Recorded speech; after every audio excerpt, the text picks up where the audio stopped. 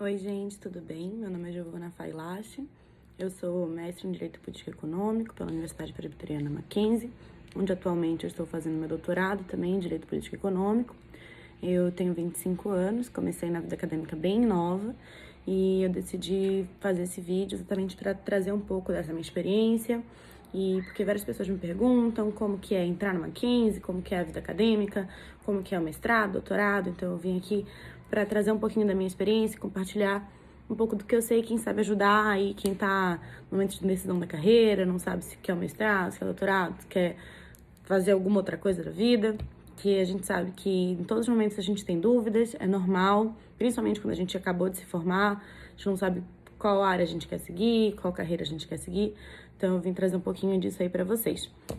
E também para aqueles que, claro, estão há muito tempo já aí decidiram fazer um mestrado, um doutorado, eu vim dar alguns conselhos, umas dicas, talvez desmistificar algumas coisas que permeiam essa área acadêmica.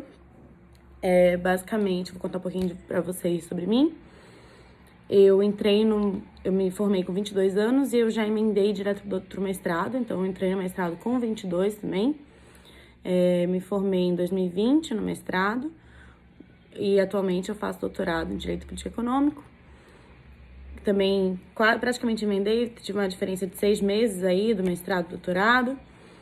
Minha dissertação no mestrado virou um livro que chama Democracia e Legitimidade Política, uma análise da crise democrática do governo atual brasileiro. E eu analiso basicamente as crises da democracia, faço um paralelo com a questão da internet, como isso afeta, verifico também o conceito de democracia, de legitimidade, analiso diversos autores, etc. Mas não vim falar sobre isso, eu vim falar realmente sobre o mestrado, sobre o doutorado, como carreira, como opção, porque eu sei que muitas vezes a gente fica na dúvida, principalmente em ingressar tão jovem. Tem um mito de que quanto mais novo você entrar, menos você vai aproveitar, ou você não vai ter tanta experiência para compartilhar. E eu brincava no mestrado, no doutorado, que eu sempre seria uma esponja, né? Que eu queria absorver o máximo de conteúdo que eu pudesse. E é uma questão de dedicação, não significa que porque você é mais novo ou mais jovem que você não vai ter o mesmo aproveitamento que uma pessoa mais velha. Inclusive, assim, eu terminei o meu mestrado muito bem, minha dissertação virou livro, eu fui aprovada com distinção em louvor, então, e isso com 24 anos. Assim, não tô falando isso assim, pra dizer, nossa, eu fiz isso. Não, gente, é pra dizer que é possível, que requer dedicação, requer foco, sim, mas é possível, plenamente possível. Você não precisa ser um gênio para conseguir entrar no mestrado, entrar no doutorado, nem nada disso. Eu fiz toda a minha carreira no Mackenzie, então eu fiz graduação no Mackenzie, acho que fez um barulho agora. Fiz minha graduação no Mackenzie, meu mestrado no Mackenzie, agora um doutorado no Mackenzie. Eu tive a honra de ter professores maravilhosos. No meu último ano da graduação, eu não sabia o que eu queria fazer. Eu tinha acabado de sair de um escritório, então não é aquela coisa, eu sempre quis isso, fiz 1 milhão de iniciações científicas na graduação. Óbvio que isso ajuda, tá, gente? Mas assim, não é essencial. Eu não sabia nada. Eu comecei a fazer minha monografia do TCC com a professora Carolina Mota Mourão e ela falou, acho que você tem esse perfil de pesquisadora, por que você não vai para o mestrado? E eu comecei a matutar a ideia, né? Falei, talvez seja uma boa ideia. E eu decidi tentar. Peguei o edital, não sabia de nada, fui ler o edital, ver quais eram os requisitos, o que eu tinha que mandar, o que eu tinha que fazer. Preparei todo o meu... Você tem que fazer um projeto de pesquisa, então o que você vai pesquisar. No site do Mackenzie, por exemplo, tá? Mas óbvio que serve provavelmente para as outras universidades. Toda universidade tem seu edital, que tem suas peculiaridades, é sempre bom dar uma olhada nisso.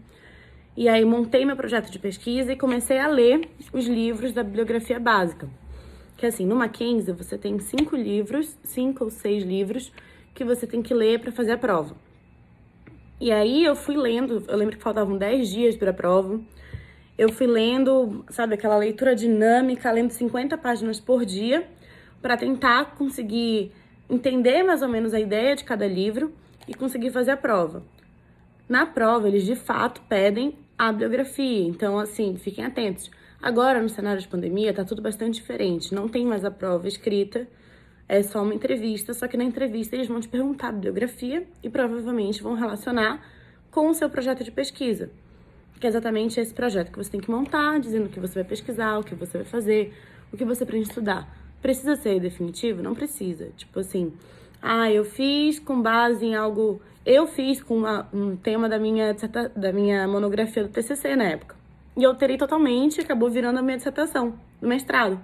Da mesma forma, eu comecei o doutorado com um projeto e já troquei, porque você não fica vinculado àquele projeto necessariamente. Você pode alterar, inclusive porque no Mackenzie, você não entra já com um orientador. Você vai ter o seu orientador designado depois de fazer uma aula específica sobre metodologia de pesquisa, porque a gente não tem no Brasil, pelo menos, assim, as principais pessoas que eu converso, etc., você não tem uma base de pesquisa, de metodologia de pesquisa na graduação. Então, por isso que as pessoas têm tanta dificuldade para fazer um TCC, por exemplo. E, gente, assim, de verdade, eu não sou... Todo mundo tira 10 no TCC, né? Eu não tirei. Eu tirei 8,5. Eu lembro que na época eu fiquei, assim, arrasada. Foi um super baque na minha vida. E se eu já não tivesse prestado pro mestrado, provavelmente eu não teria ido pro mestrado. A sorte foi que eu já tinha prestado, eu passei, graças a Deus. E, assim, me descobri na vida acadêmica. Hoje em dia eu sou super feliz na vida acadêmica. Consigo fazer minhas produções. A gente sempre tem percalços pelo caminho, a gente erra, todo mundo erra. E a gente erra em qualquer fase da nossa vida.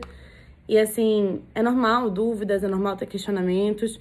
Falar, ai, meu Deus, como que eu vou escrever? Eu lutei para escrever um TCC de 60 páginas. Como que eu vou escrever algo de 180, 200 páginas? Gente, eu tive um professor no mestrado muito bom, chama José Francisco Siqueira Neto. Ele é super famoso no Mackenzie, é o Siqueira. E ele fala assim, se você não sabe o que escrever, é porque você não leu o suficiente. Então, assim, toda vez que você deu um branco, não sei o que escrever, lê. Vai ler, vai pesquisar artigo, vai procurar alguma coisa para você escrever e você saber mais sobre aquele assunto, porque sempre tem mais. Se você não tá achando, é porque você não estudou ainda o suficiente aquilo ali. Ou porque aquele assunto, às vezes, não tem relevância. Tipo assim, eu ouvi um assunto que ninguém escreveu sobre isso nunca na vida. Ou você é, tipo, um gênio da lâmpada, o que eu acho bem difícil, tá, gente? Ou você simplesmente achou um assunto que não tem relevância. Então é sempre bom ponderar por que meu projeto tem relevância, por que isso aqui seria interessante para a sociedade, para o desenvolvimento do país, principalmente na área de direito. E então, assim, essa é a ideia geral que a gente tem dos projetos, essa é a ideia que a gente tem que ter quando a gente vai escrever um artigo, quando a gente vai escrever um projeto. Mas o que eu quero dizer é, por exemplo, eu tô no direito, tô na dúvida, o que é que eu faço agora? Você não precisa necessariamente saber. Por que o mestrado é um bom caminho quando você não sabe o que fazer da sua vida? O mestrado, ele te dá bases gerais. Então, assim, você não vai ter um assunto específico. Eu, atualmente, também faço pós, um LLM, em Direito Tributário, no INSPER. E é algo em tributário. Então, é algo extremamente específico, sabe? Ou seja, você vê assuntos que só quem realmente trabalha com aquilo vai ver, você vê assuntos do cotidiano, da prática jurídica, do dia a dia. Só que se você acabou de sair da faculdade, se você tá meio perdido ali no que você vai fazer da sua carreira, o mestrado é uma boa saída porque você vai ver aspectos gerais, você vai ver teoria geral do direito, você vai ver autores que vão fundamentar toda e qualquer área que você for trabalhar, sabe? Porque você sempre vai trabalhar com os conceitos da Constituição, você vai trabalhar com conceitos gerais de direito. Então, o mestrado é muito bom por isso. Ele te dá currículo, ele te dá base. E, com certeza, também, para quem quer concurso, por exemplo, o mestrado conta muito ponto no concurso. A pós não necessariamente dá pontos em todos os concursos. Tem concurso que não aceita pós como uma qualificadora, como um quantitativo de pontos. Enquanto que o mestrado não. O mestrado, ele sempre conta pontos, principalmente na prova de títulos. Então, para quem não sabe o que fazer e falar, mas eu também nunca fiz nada do meio acadêmico, eu nunca fiz um artigo científico. Gente, tenta, não deixa o medo te impedir de viver. Vai tentando, dá a cara a tapa, vai estudar, mostra o que você quer. Eu lembro que na minha entrevista eu falei assim, eu quero muito, quero entrar. Meu projeto, definitivamente, assim, eu olho hoje em dia, eu falo, gente, como eu entrei? Porque eu não tinha produção acadêmica, tá? Não tinha nenhum artigo científico, não tinha iniciação científica e Mas eu estudei muito pra prova e me dediquei no meu projeto e mostrei que eu queria pra caramba. E que eu ia me dedicar 100%. Na época eu não tava trabalhando no escritório, então eu me dediquei exclusivamente pro mestrado. Depois eu trabalhei, tá? É possível fazer mestrado e trabalhar junto? Sim, é possível. Ah, você vai fazer tudo meia boca. Não, não é assim. Óbvio, você vai abrir mão de várias coisas. Você não vai ter a festinha de todo dia, você não vai sair toda hora. Você vai ter que se dedicar. Tem fim de semana que você vai ter que abdicar da sua vida? Sim.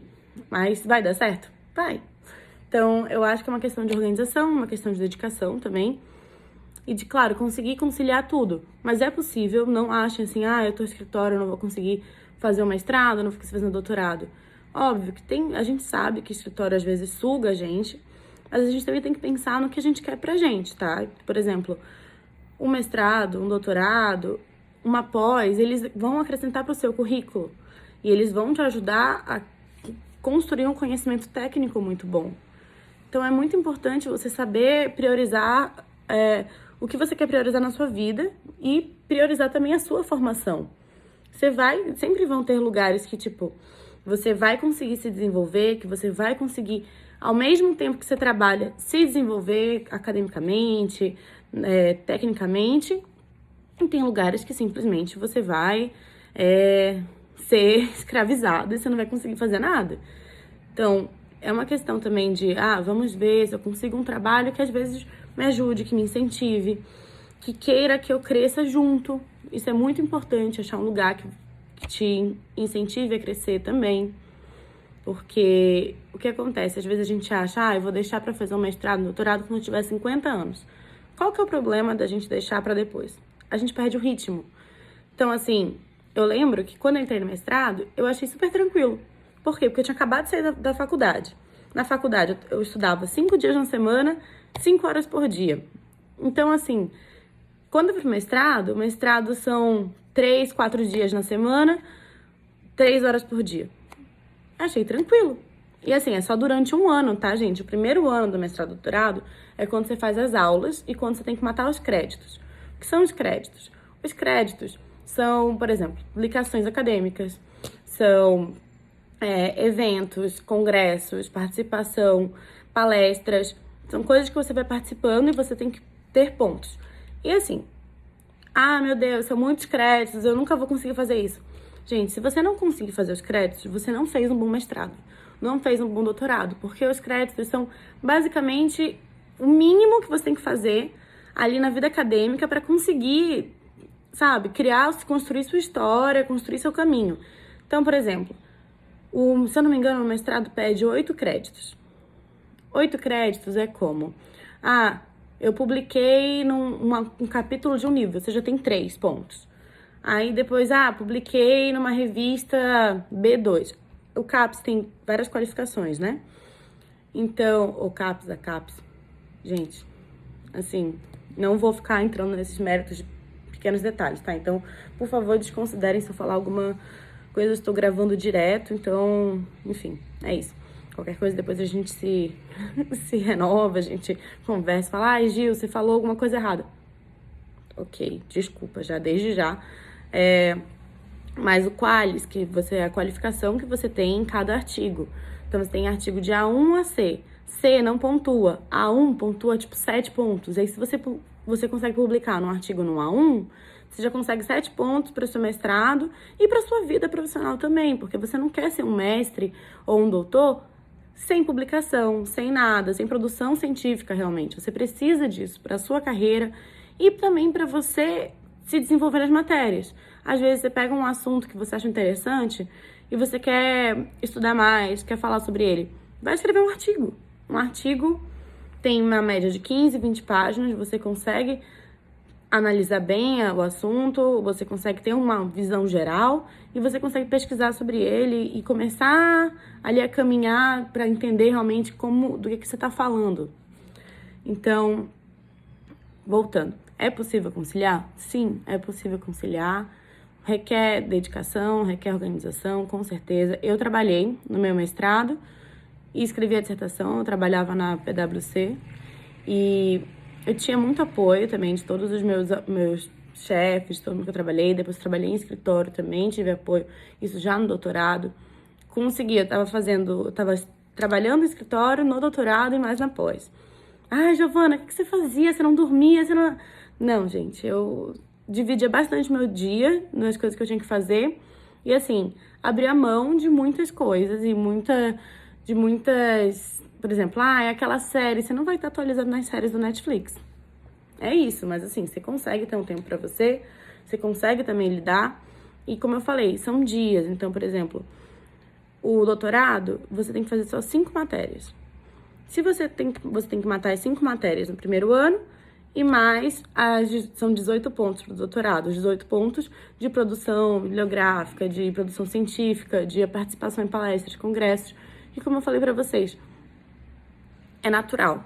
Toda matéria que você faz no doutorado, geralmente, eles pedem para você fazer um artigo no final. Então, você já vai fazendo o seu artigo, você já vai pesquisando, você já vai lendo, você já vai montando o artigo ali, para quando terminar a matéria, você já tá com o artigo pronto e você já fala pro seu professor assim, vamos publicar? Porque os professores, eles também têm metas de publicação. Então, eles querem publicar. Então, você tem que ter cara de pau. Você tem que virar e falar assim, olha, vamos publicar, eu tenho um artigo aqui, ele vai ler, ele vai ver, vai achar, tá horrível, vamos mudar isso aqui, e a gente publica. Ou, eu acho que tá bom, vamos publicar, eu vou fazer um adendo, vou alterar aqui, você publica junto com o professor, isso vai dar pontos para ele vai dar pontos para você, vai te ajudar a conseguir terminar seus pontos ali do doutorado, do mestrado, e vai conseguir ajudar também a universidade, porque é interessante para a universidade e para os professores que dela fazem parte, publicar. Então, quanto mais você publicar, melhor. Você começa a ser conhecida no meio científico, você começa a ser conhecido pelos seus professores, pelos seus pares. Isso é muito importante, essa produção científica realmente. Sobre o Mackenzie em si. O Mackenzie é maravilhoso. Por que eu escolhi o Mackenzie? O Mackenzie tem uma super estrutura, os professores são muito bons. Ele é classificado como 5. Então, no Brasil, você tem classificação de 1 a 6, tá? Tem universidade de 7? Tem, mas não no Brasil. E no Brasil só tem, se eu não me engano, 3 universidades que são 6, como qualificadora. 5 é muito, muito bom. Então, é uma universidade de excelência, que você tem professores excelentes, você tem um apoio muito grande, você tem o sistema, toda a tecnologia, você tem biblioteca online, você tem Moodle, que é uma plataforma que você consegue compartilhar conteúdo, você tem professores que estão sempre ali à disposição para te ajudar, e que é uma universidade que realmente te ensina do zero. Como eu falei pra vocês, eu não sabia absolutamente nada sobre pesquisa. E hoje em dia, assim, eu sinto que eu tô preparada para qualquer pesquisa que eu preciso fazer. Seja uma publicação de Oxford, seja uma publicação de uma revista normal, online, um J da vida. Não desqualificando o J, tá, gente? É porque é uma questão muito diferente. Tipo, as reportagens que a gente vê, os artigos de plataformas online, por exemplo, J, Migalhas, Valor Econômico, são revistas menores, são revistas com outra pegada, é uma coisa mais dinâmica, né, mais rápida, são artigos pequenos de 2 páginas, em comparação com uma revista, por exemplo, de Oxford, que você vai ter 15, 20 páginas, você não é ABNT, é outra classificação.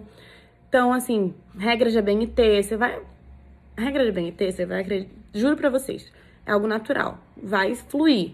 No início você vai lutar um pouquinho, você vai ficar lá 2 dias tentando ajustar seu documento no formato ideal, mas depois você salva como modelo e aí pronto, você vai fazer todos os seus artigos naquele modelo sem desespero. A BNT te ajuda, porque a BNT, ela ajuda a fazer o seu artigo parecer um artigo. Entendeu? Se vocês começam a escrever ali qualquer tema e falam, será que isso aqui tá bom? E aí você olha e fala, tá meio feinho, né? Tá tipo jogado ali no Word, um monte de coisa escrita do nada.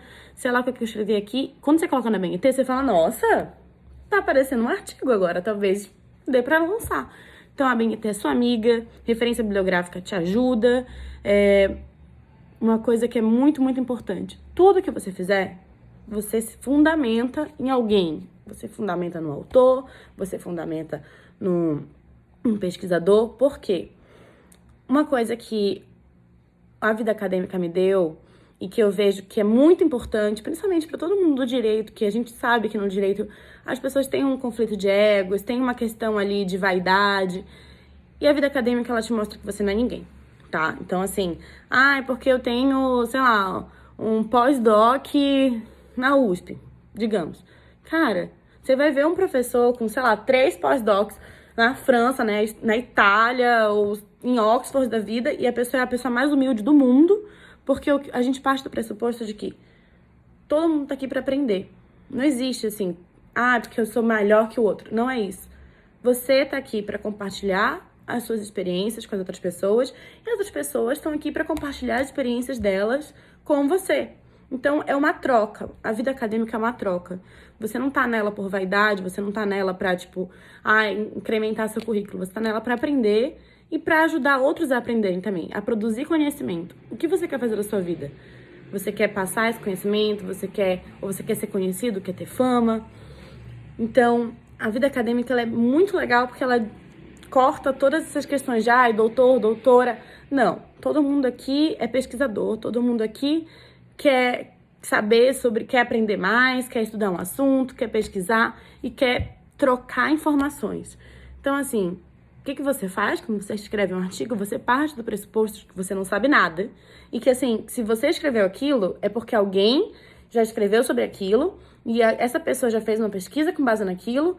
Então, você constrói uma cadeia que vai te dar base, que vai te dar fundamento. Então, se eu digo, por exemplo, no meu caso, eu fui trabalhar a crise da democracia. Gente, primeira pergunta, tem crise?